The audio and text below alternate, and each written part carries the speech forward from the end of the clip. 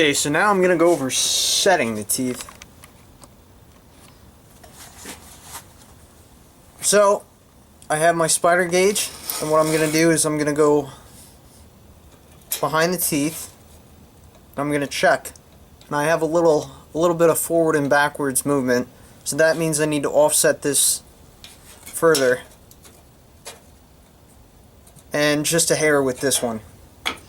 So the original way that the video I learned from taught me how to do this was to take some type of anvil. In this case, I have a mini sledge here, and you take your setting tool and you come from behind the teeth and you hit it like this, and then you keep checking with your spider gauge.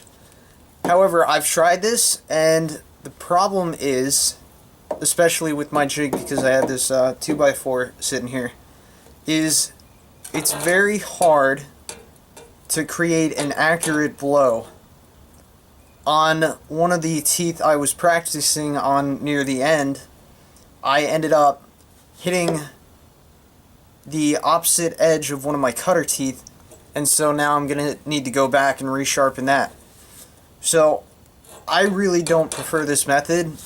If the teeth were spaced out further, I don't know exactly what specific type of saw this is, but some saws, they like have a tooth here and then another tooth here. I think that method would work a lot better on a saw like that, but for this saw, it's really not doing it for me. So the alternative I have come up with so far, and I haven't broken a tooth yet, knock on wood, is I have a pair of, I guess they're needle nose vice grips. And so anyway, what I do is I go down probably about ½ an inch, and it's firm on there. You don't want to over tighten it to leave marks in your steel. And then I just bend it back. Do the same thing on this side. Bend it a little bit. This side only needed a little bit. Come back with my spider gauge. Alright, I have a little bit more to go on that one. And that one's set. I'm going to come back down.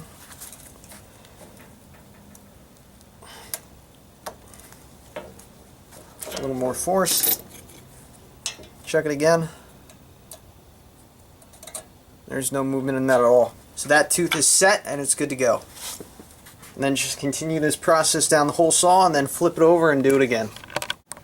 Okay, just to show you where I'm at, I cut out this 12-inch piece of wood that I found lingering in the wood shop.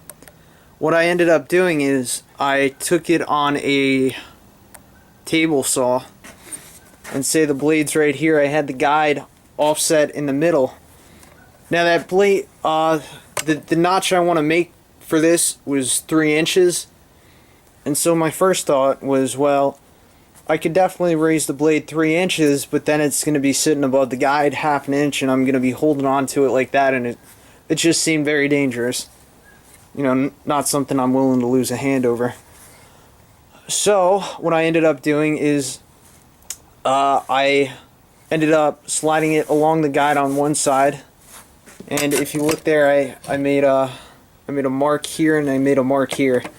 So I slid it through on one side until the blade was pretty even with the mark I made on the one side, because you know the blade's round, so it's going to be there's going to be more of a cut on the bottom side. So then I took it and then I flipped it around 180 degrees and I came back from the other side and I met up with that second mark there, and now I'm just taking a handsaw and cleaning out that kerf a little bit, and yeah, so I had to do that ×2. I would like to round out the edges on this a little bit. Maybe I could do that at a future date with a what's it called? Alright, I'll finish up with these and drill a couple holes and we'll see how she comes out. Okay, here are what the homemade handles look like attached to the saw. Obviously they need some rounding out, and these are just temporary. These are quarter inch by 1 inch. I would like to do washers, or I'm not exactly sure if I'm going to do carriage bolts, or I'll probably go to the hardware store and see if I could find something that sits a little more flush when I get a chance. And yeah, so let's see how she cuts.